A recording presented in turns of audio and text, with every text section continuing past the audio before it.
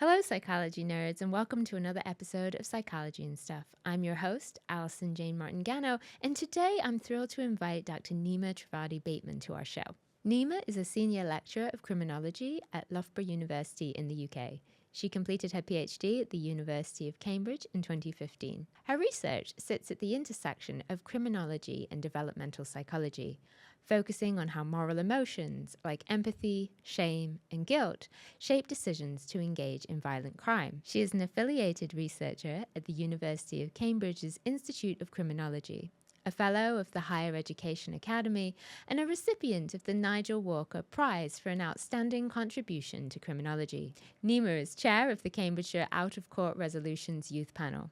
Most relevant to today's conversation, Neema is the founder and principal investigator of SatNav Compass, also known as the Compass Project, an innovative and research-driven program designed to strengthen moral development and promote prosocial behavior in young people. Wonderful. So thank you so much for joining me on the podcast, Neema. No worries. Hi, nice to be here. It's great to have you. So we're going to be talking about your Compass project, and I know that you've described that as a way to essentially improve young people's moral compass.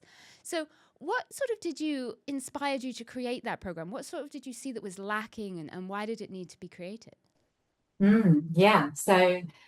What I found was that a lot of existing interventions with young people, particularly in justice or behavioral contexts, they tend to focus on compliance and perhaps more of a punitive stance than this kind of real internal change. And they often center on rules and consequences and cognitive elements of decision making, essentially trying to get young people to think differently about risk. And that's important, but it assumes that behavior is very predictable, very easy to understand, very simple, very rational. And then what I was seeing was this gap around kind of moral content, thinking really reflectively about what's right and wrong. And then also the kind of emotional and relational drivers of our behavior. And so we supplement these reminders about what's right and wrong in Compass with these things like emotional regulation, trauma responses, social exclusion, perspective taking, and so on. So the idea is that previous programs have focused mostly from getting you right on rule following and the consequences that might come from breaking the rules, and you don't want to get in trouble, and you don't want to go to prison, and you don't want your life to be ruined. And you're sort of flipping that to instead focus on the positive and building those good things, and empathy, perspective taking, emotion regulation, rather than warning about the bad things. Am I kind of getting that right? Yeah, because the idea of this moral compass isn't just about prescribing morality by the law, but it's about strengthening those internal processes that allow young people to orient themselves socially, emotionally, under pressure in certain decision-making situations. And then another gap that I was seeing in the intervention space was this real lack of extensive process and impact evaluation. So we need to be able to be clear exactly what the effects are that we could expect, under what conditions we might expect to see them, how they're explainable by certain mechanisms, which is why the inclusion of a theoretical framework is so important. Yeah, so tell me more about the theoretical framework. So a lot of interventions, as you mentioned, already exist, trying to encourage people to follow the rules. And a lot of them maybe are just based on what seems to work rather than being explicitly theory driven, and yours is explicitly theory driven. So tell me more about that. Yeah, I think it's really important that we look beyond what just seems to work, and instead think a lot more strategically and comprehensively in terms of how we go about the intervention. So Dr. Beth Hardy and I have actually just written a book chapter about this exact thing. So I'm glad you've raised the question. I think there's a real temptation in this space to kind of lean on that. Well, that seems to work and we need a quick fix and we're working to a short time frame. So let's work with this and do what we've done before. But the problem with that approach is that it can be quite surface level. So we might see a short-term behavior change, but we might not really understand why it's happening or whether it will last across different contexts. So for Mm. me, grounding compass in theory was about the depth and the transparency and the accountability, drawing on things like developmental psychology and concepts that help us to be explicit about the mechanisms we're trying to influence. So looking at things like emotion regulation, empathy, decision making. And then by taking this approach, the intervention can then be more replicable. Others can understand what's driving it, they can implement it with fidelity. It's testable, so we can think about whether the theoretical mechanisms are actually changing. And also, importantly, we can avoid unintended harms because there are well intentioned interventions that may backfire when they're not grounded in a solid understanding of behavior. Oh, can you give me an example of how something might backfire?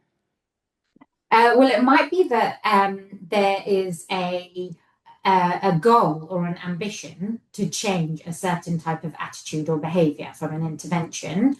But actually, if we don't know exactly how we expect that to take place, so what I call the mechanism, then it might be that there are unintended iatrogenic effects. So there's Mm. harm to the participant sample, unintended effects that you didn't even factor in to your thinking, to your theory, because you may not have even had a theoretical underpinning.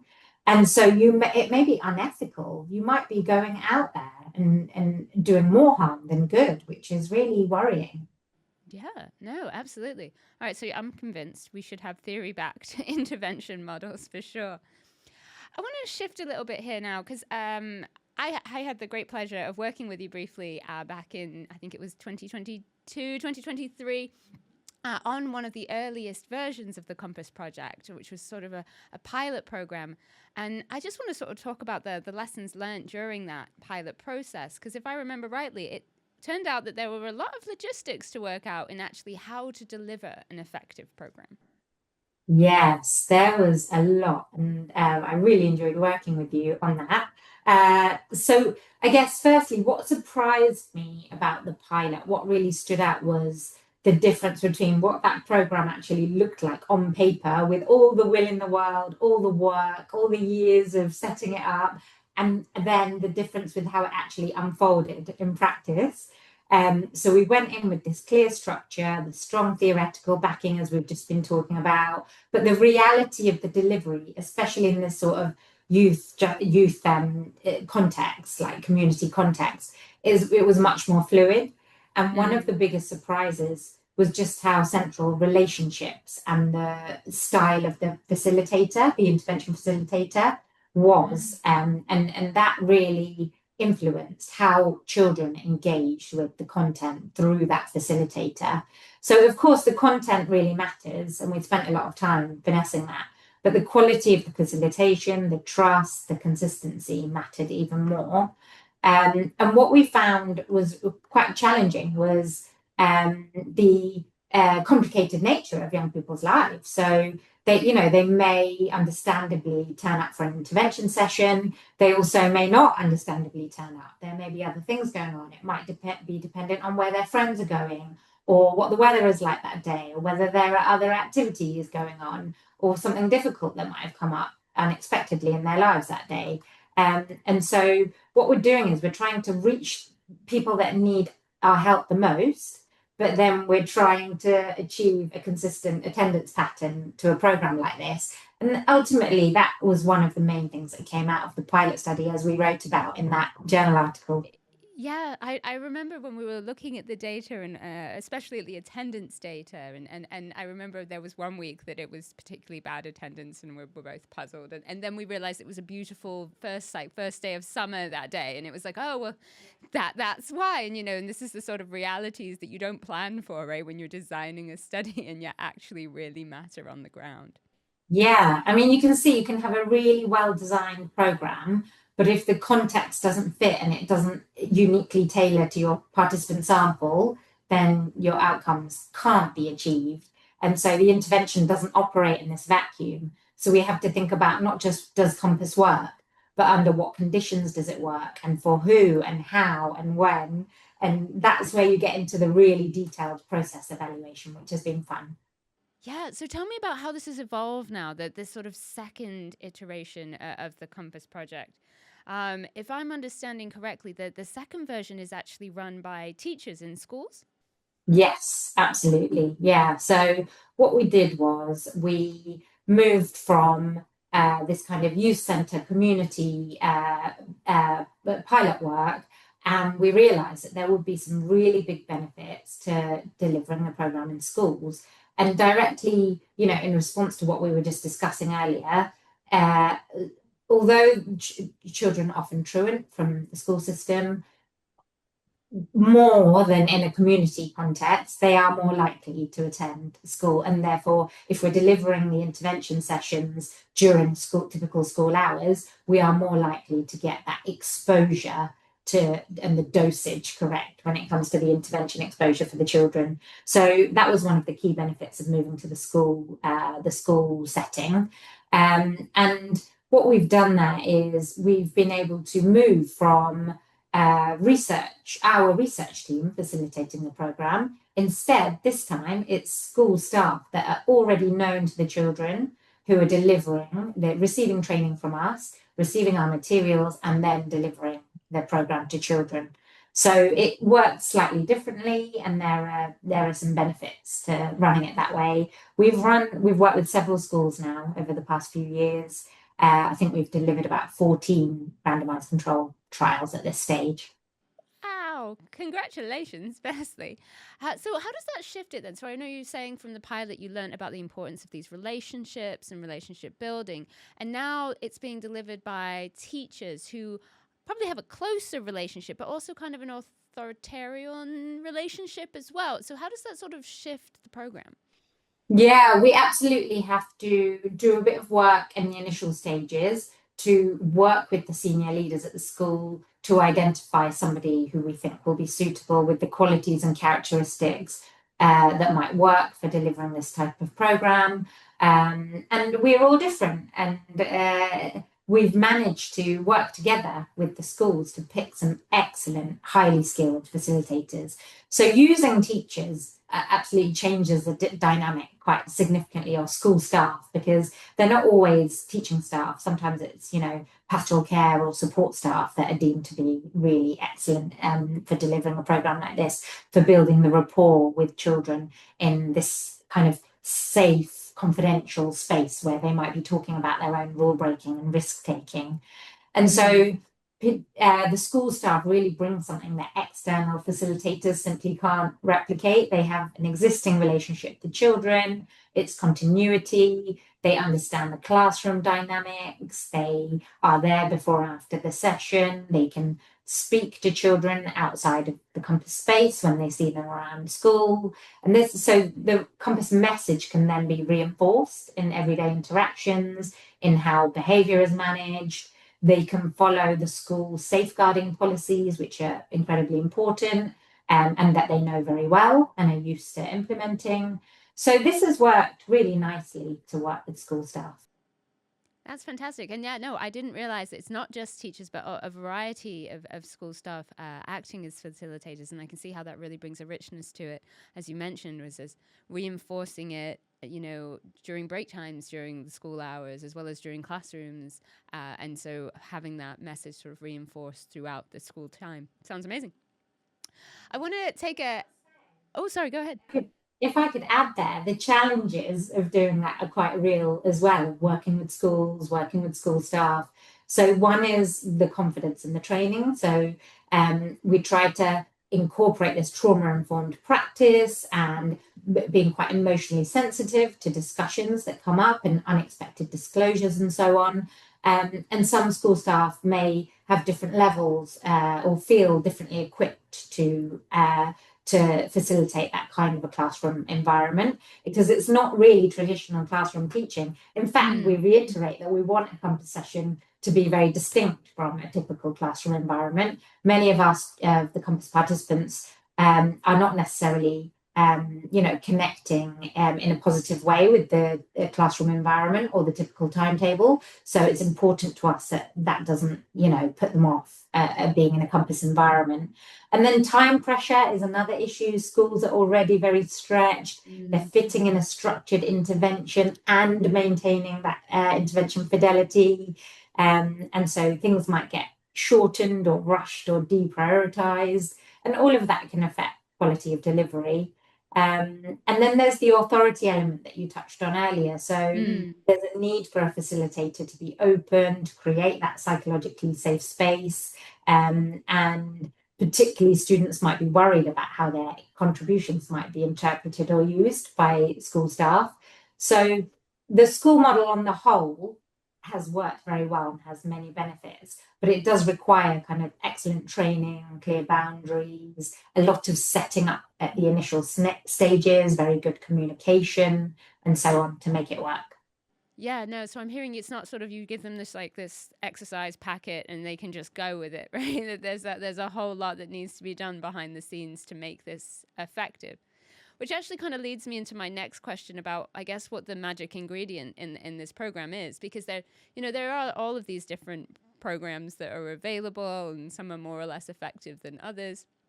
And I'm guessing that your answer is going to be more than just the content in the exercises. But what do you really think is, and maybe I'm challenging you here by asking for one magic ingredient. Maybe there's more than one magic ingredient. But what do you think is the critical mechanism by which this works? Yes.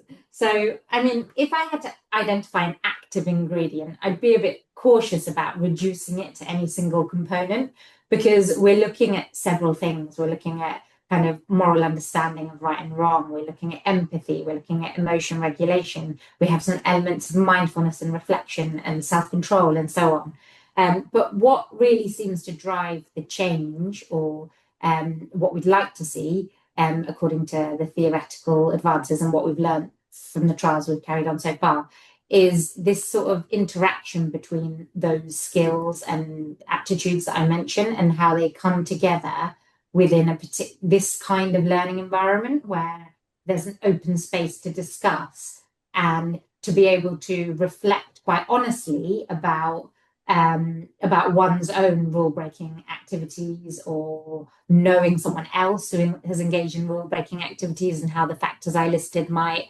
influence some of that. And so I guess at the center of that is kind of this guided kind of emotional and moral insight. So creating these structured opportunities for young people to recognize their own emotional states, recognize how their understanding might impact on others, think about the consequences of action, think about better outcomes. And I think this really draws on this developmental psychology and, this idea of it would not work if we were to stand at the front of the room and say, don't do drugs, they're not good for you. And we're kind of seeking to do the opposite. We're trying to say, what happens if you might, if you or people that might engage in drug taking? Like what happens? Why is that great? And what are the benefits to you in your perspective? Because we're valuing your voice. And what actually isn't so great about that, and what isn't great after the moment as well, when the effects might have worn off. And so it's speaking really honestly, and actually feedback. We might come to this later. Feedback from young people is that I've never had a chance to. It's not even a trick question. Like they're literally saying, they reflect on some of the rule breaking that you or others around you might do. And then they're saying, speak honestly with others about it. And they're saying, we've never had a space like this. And it's quite helpful to be able to think about it out loud. And maybe I'll think about it differently or make a different choice next time. So I think our kind of active ingredient is like a welcome opportunity, a novel opportunity to speak openly, but within these structured concepts. Yeah, wow. I'm trying to think back to when I was a child, which wasn't that long ago. And I'm thinking, yeah, no, you probably didn't. You were told, why is this bad? And you were told to reflect on that all the time. But to actually sit and think for yourself, what good, bad, weigh it up, make a decision. Yeah, and now I can see exactly why the trust and the relationship building is so important, because you have to first trust that this is a safe space. This isn't a trick question. They're not trying to catch me out here, but that needs to be built first before any of that process can work. Yeah, and importantly, according to the safeguarding protocols, unless what I share makes it clear that I am at an immediate risk of harm or somebody else is at an immediate risk of harm, this is a confidential space, and we're working to a longer game, kind of ethically, where things might be disclosed in that environment, but as long as they fit with appropriate protocols and policies, that it is one of the only ways that we as distant researchers can start to understand what's actually happening in young people's lives and with their rule breaking and how to tackle that, which is the whole objective. Yeah, I'm gonna get a bit technical now, or at least for my audience, perhaps, because I've written down a term here, which is situational action theory.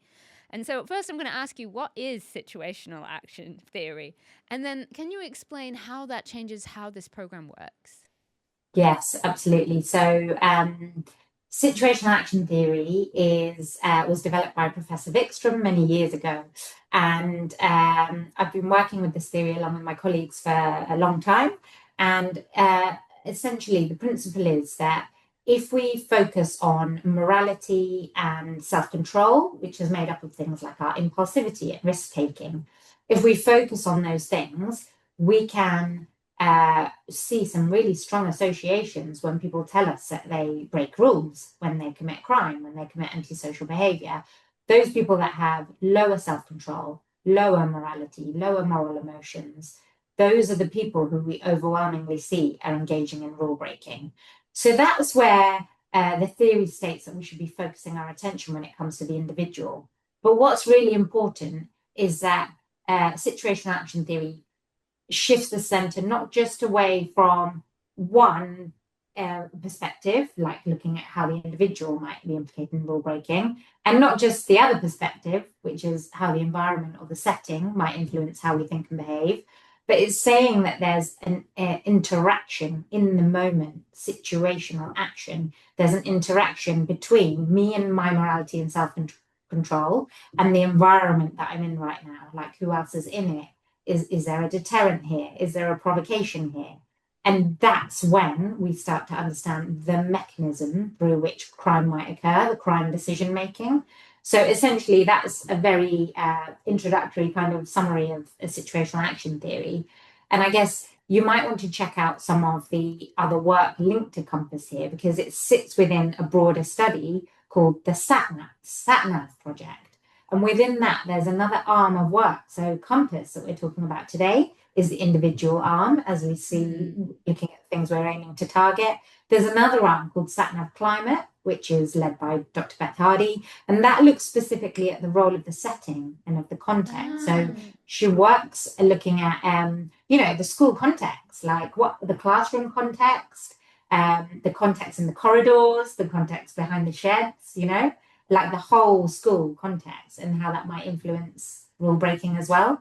So it's when you bring the two together. Traditionally, a lot of interventions have leaned quite heavily on, on individual level explanations and deficits and decision making and, labeling and, telling children that they're bad and they're making bad decisions. We don't think that will work. Instead, we want to bring people along with us, try to really highlight that skills can be developed, new psychological strategies can be learned, and that change is possible. And so this is all about the interaction between a person's propensity to commit crime or break rules and the moral environment that they take part in. Wow, no, thank you so much for providing that context, and it's great to hear that you and your colleagues are sort of attacking this from both directions. I think maybe we all know sort of intuitively that it matters who I am and the situation that I'm in to say what I'm going to do. But as you say, it's great to see from a research perspective, sort of bringing both of those together.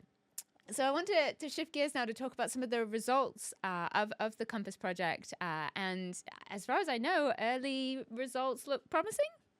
Yes, early results, early kind of impact indicators look really promising and exciting.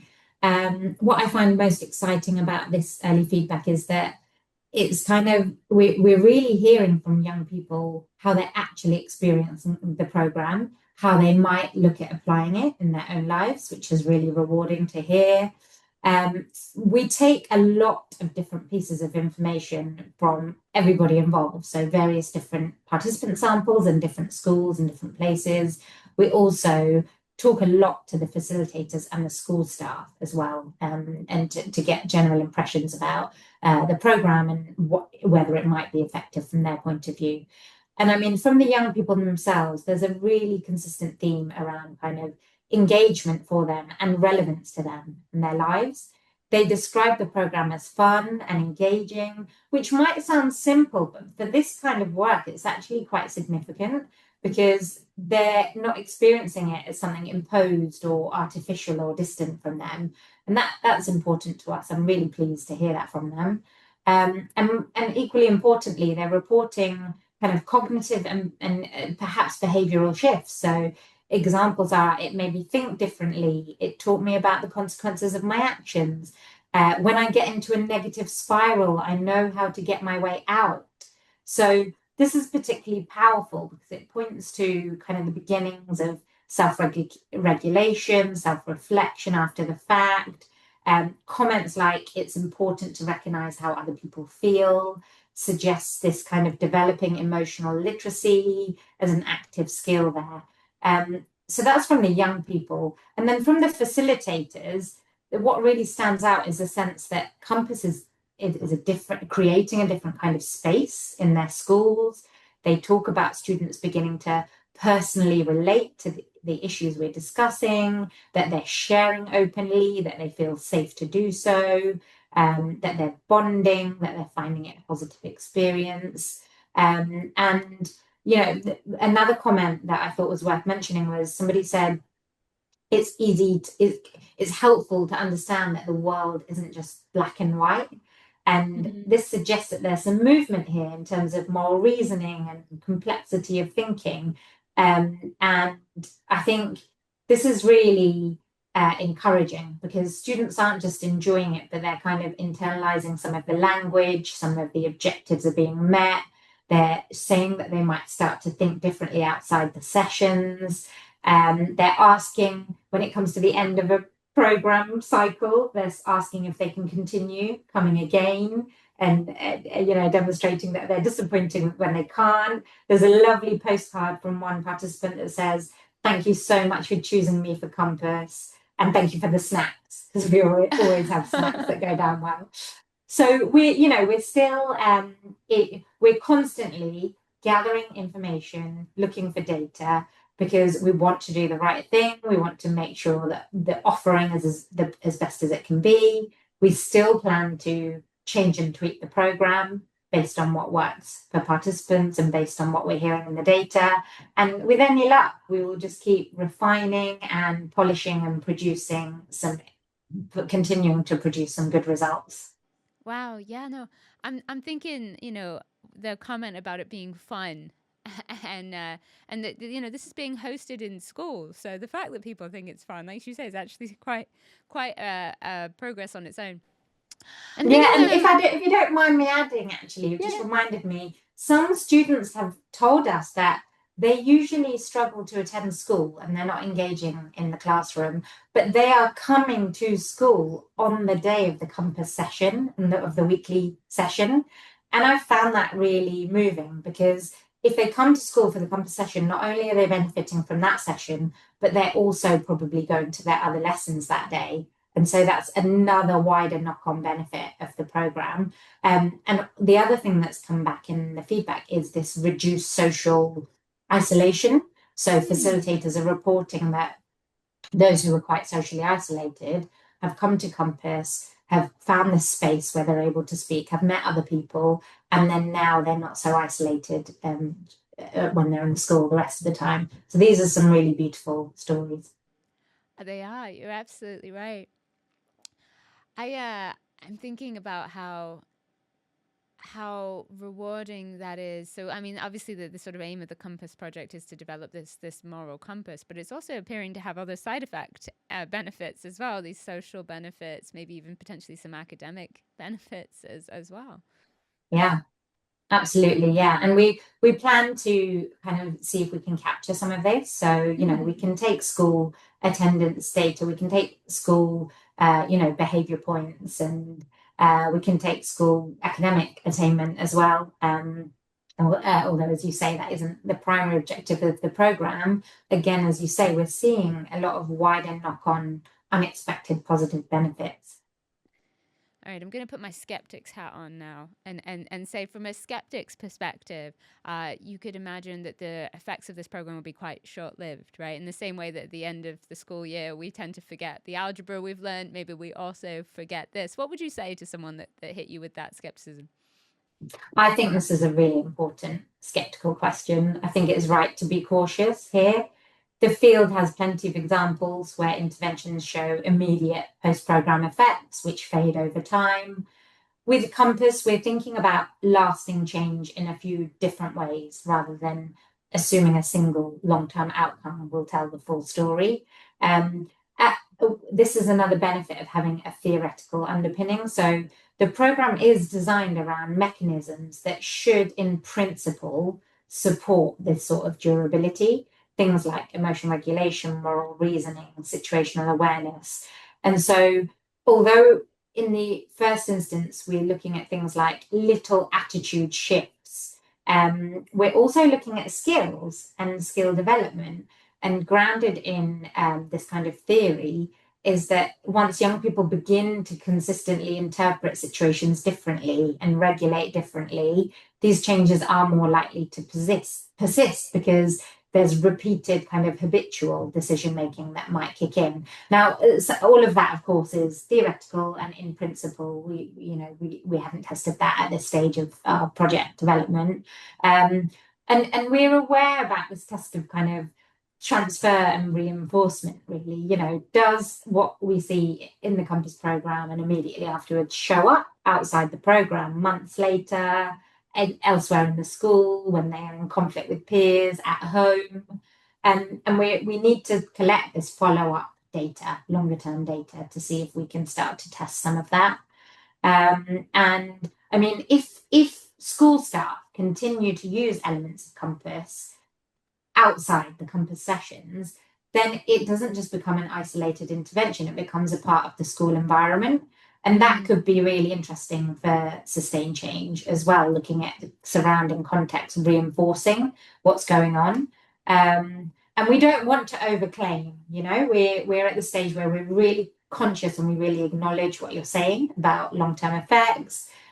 What we do have are these promising early indicators, these qualitative signals that students are, referencing these strategies, are getting something out of it. But the next step will be systematically tracking those changes over time, looking at longitudinal follow-up, for example.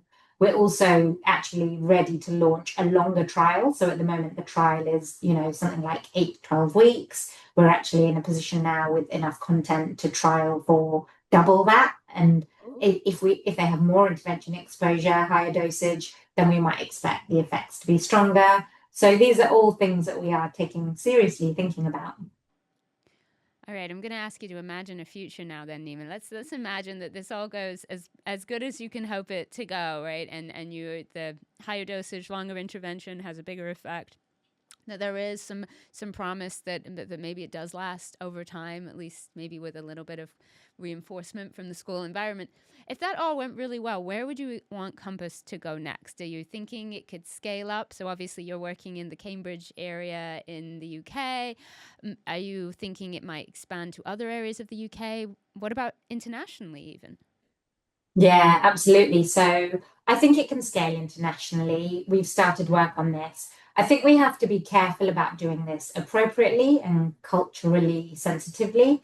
The underlying mechanisms that Compass is trying to engage, emotion regulation, perspective taking, moral reasoning, they're not culturally specific. We've got evidence, from fields like developmental psychology that these capacities are relevant to and develop across all contexts. It's human attitudes and behavior and decision making. But they might be expressed and shaped differently depending on cultural norms, institutions.